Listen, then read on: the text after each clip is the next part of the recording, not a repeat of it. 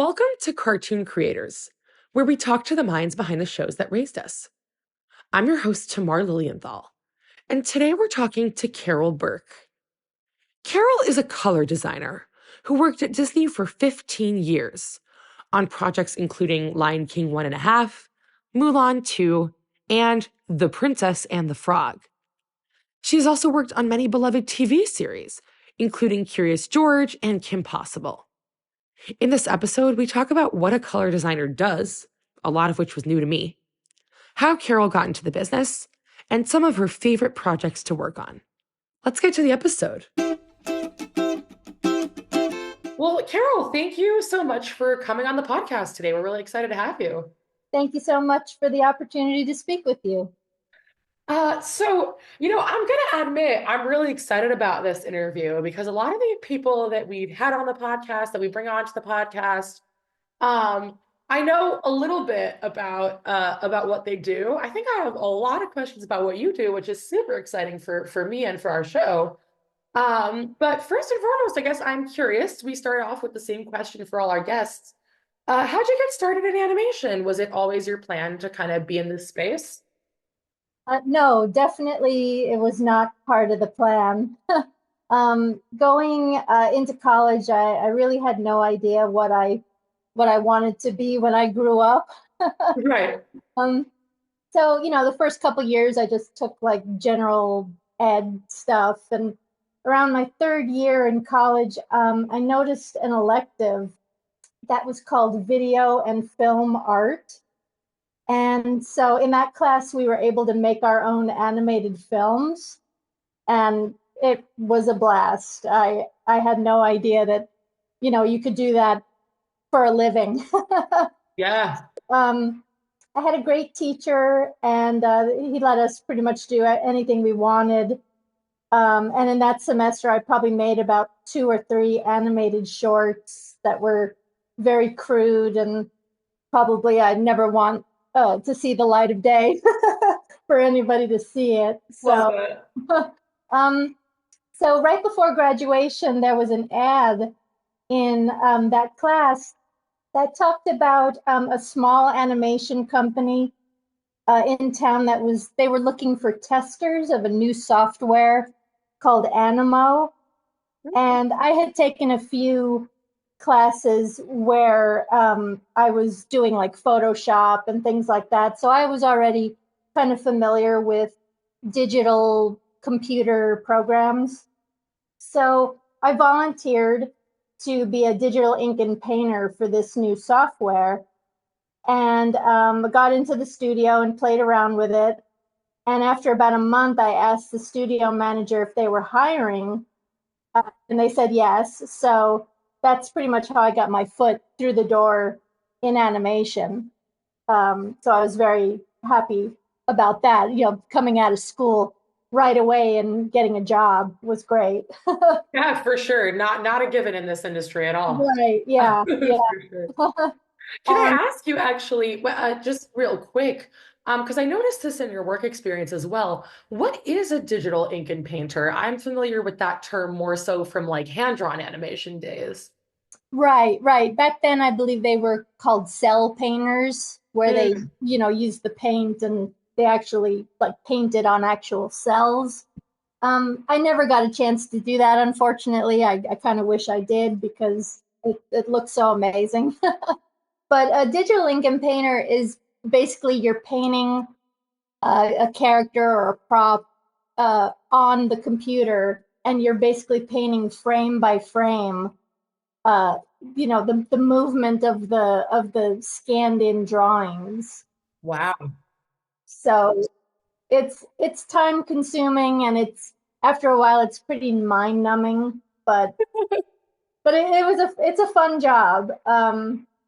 And so I worked as a digital ink and painter for probably about a year. And then the head of the color design department, she was looking for an assistant, and I wanted to do more than just ink and paint. So I asked her if I could basically be her assistant, and she said yes. And so I was helping her to make color palettes which the digital ink and painters then go ahead and use to paint all the the digital artwork. Got it. Um, so after that company, I started applying for color design positions, and after that, my career as a digital or as a color designer took off.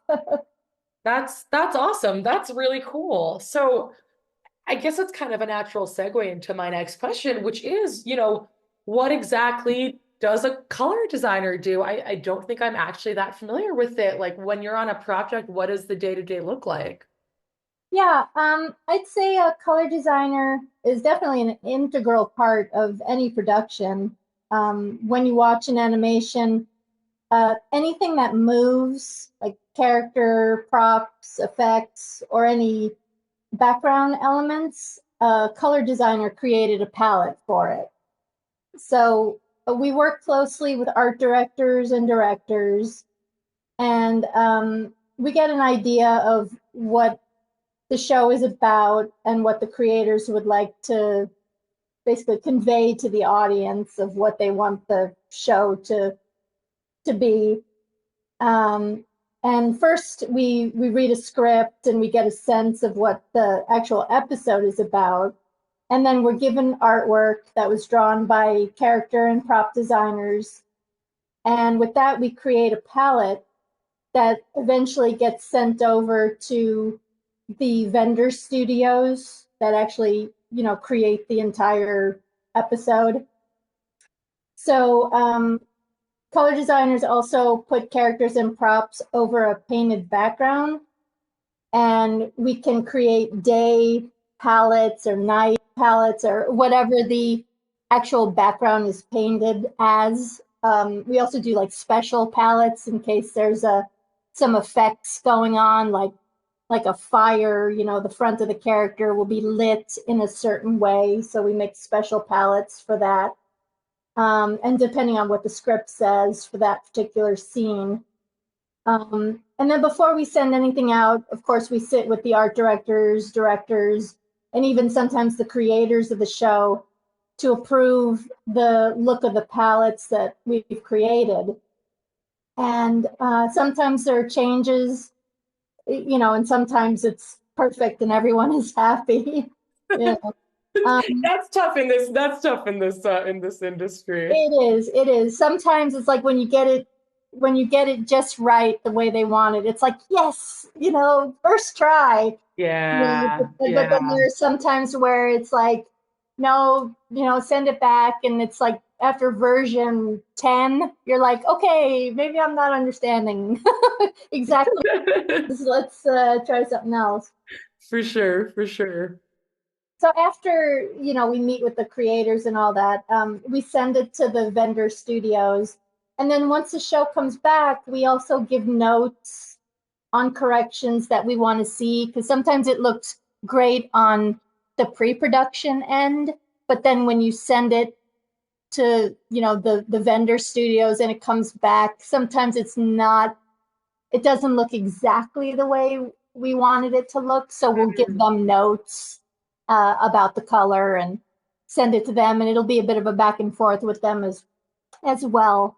Um, This is so interesting because I'm familiar with a lot of this from my own work in the industry, on the production side, but things like night palettes, um, things that I only started working in this space in the last couple of years, but things that you don't even think about till you're behind the scenes of it. Like I remember distinctly on a project that I worked on, sort of reviewing how a night palette would sort of look different on characters of different skin tones, and like making sure that that was right. well done and authentically done, which is no easy feat. So that's super cool. I'm like, as you speak, starting to connect that to some of my own experiences, which is always interesting. Yeah, because you still want the character to look like, they're uh, normal looking, Yeah, like if they're against like a green background, you don't want them to have like this green tint where they look not well. yeah, oh, for sure. So you're always playing around with, with the different colors of the hair and the skin and the Yeah. clothing and any prop, if you and sometimes directors they want a prop to look realistic more than cartoony. Mm, So that's also like okay, that's not a natural color when it comes to like a certain object. So you're constantly playing with the sliders like in Photoshop to make sure yeah. that the color looks pleasing. Yeah, for sure. No, that's very cool. So, you've worked on, I mean, I was like just looking at all the projects that you've worked on. You've worked on a lot of stuff. You've worked in film, you've worked in television, you've worked on a lot of Disney sequels was a pattern that I noticed. Yeah, yes. Um, so what's been your favorite project to work on? And I guess with that, do you have a preference for features or for television? Um, I would say, well, first, I guess my favorite is was a direct to video Lion King 1.5. It was made by Disney Toons, and it followed Timon and Pumbaa before they met Simba, and it was a lot of fun, and the writing was great, and the crew was great. Um, so that was probably my favorite project that I've done in my uh, gosh 25 plus years doing Yeah. doing Wow. television design. um, it definitely I think I prefer film over TV just because it's a longer schedule in film Mm. and you can really take more time to be creative on films. TV is great, but it's really fast paced. You literally have like a week to get out a lot of elements. Yeah, some shows are heavy on props and light on characters, or vice versa. And with film or video, you still have to be fast, but more time to think about things and be more creative in the in trying different things and TV you can still be creative, but it's like you only have like you have a certain amount of time to be creative. No, for sure, for sure. I mean, TV definitely is like a really quick turnaround. Mm. Um, and are there, I mean, you were saying that some shows are like heavier on props, some shows are heavier on characters. Is there one that's like more complicated to do than the other? I don't know. I guess I'm wondering like, is there a hard and fast rule of like, yeah, characters are always more complicated than props or like vice versa?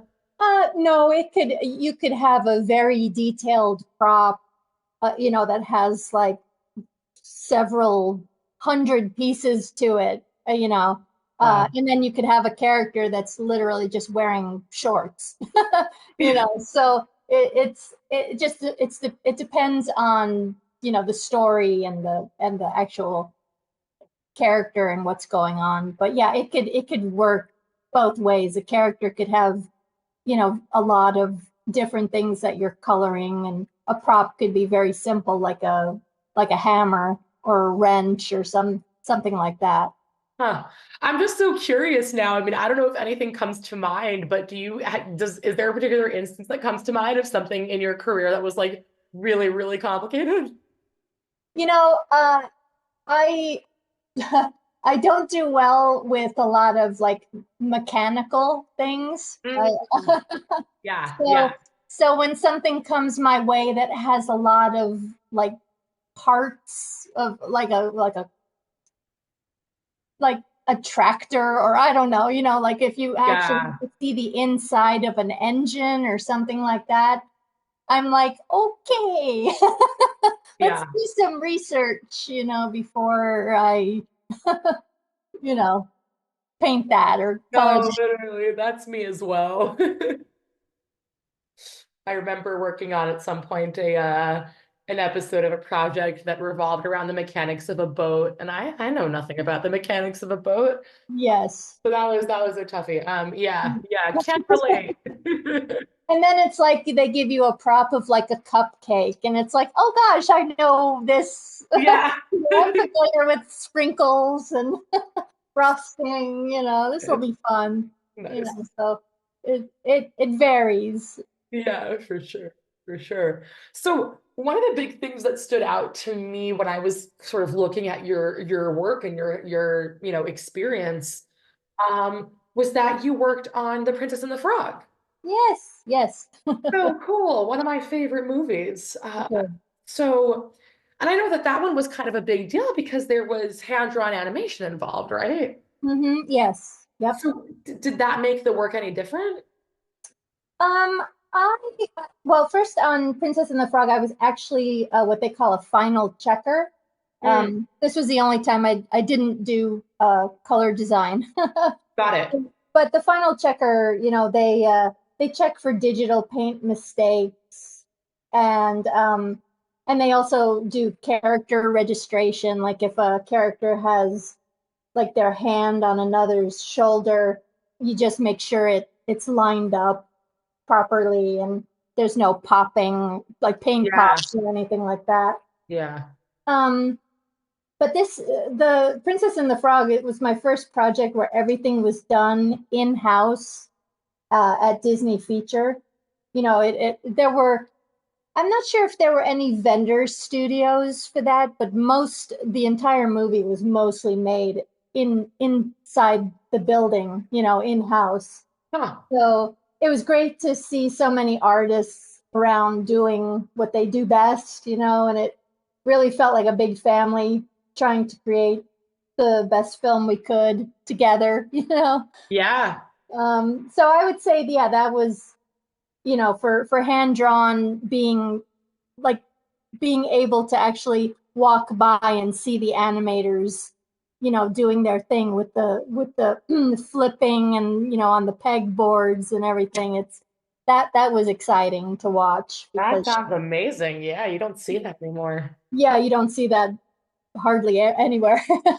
Everything is digital, so just the fact that it was hand drawn and everyone and plus being in that building, where so many movies had been made in the past, that it was like, oh, I'm sure. I mean, how did you even sort of end up working at Disney in the first place? well, I started in 2001 at Disney, and I just answered I had been using this software called US Animation, which now is called Toon Boom Harmony. Yeah. And there was like an ad for a was it it was called an assistant technical director, and I saw the ad. I can't remember where I saw it, but I just sent my resume in, and a headhunter contacted me because I knew US animation, and so I was able to meet with a production that was the Lion King 1.5, and they were Oh, looking for a color designer because their color designer, something had happened with her. I wasn't sure what, but I was happy that it did, I guess, because I was in there. So that's it. And I was able to stick with Disney for wow, at least 15 years of back and forth with just being employed with them. So it was great.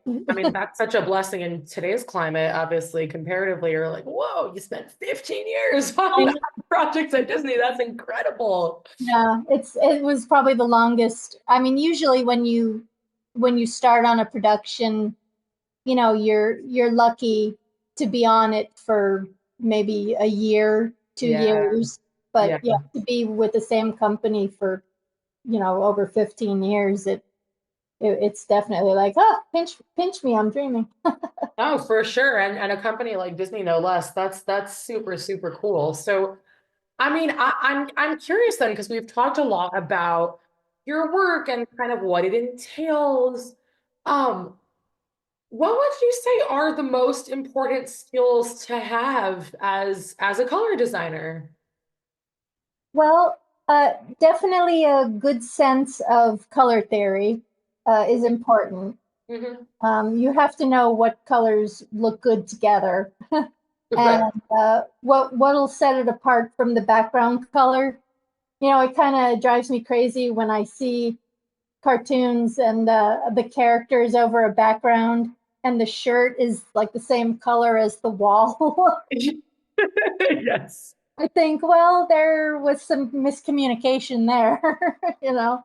Yeah. Um, so yeah, that's definitely what I'd say is the most important.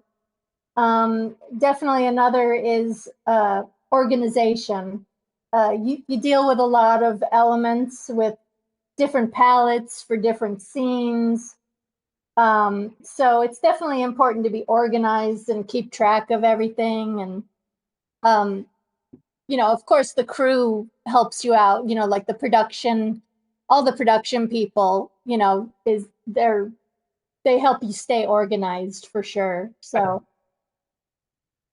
Huh. And I can imagine, I mean, just based off of some of what you were describing, um, not just as a color designer, but digital ink and painter, or even like a final checker, like just seems like a lot of these jobs involve a lot of patience, which it seems like you definitely have, and I think is such a gift.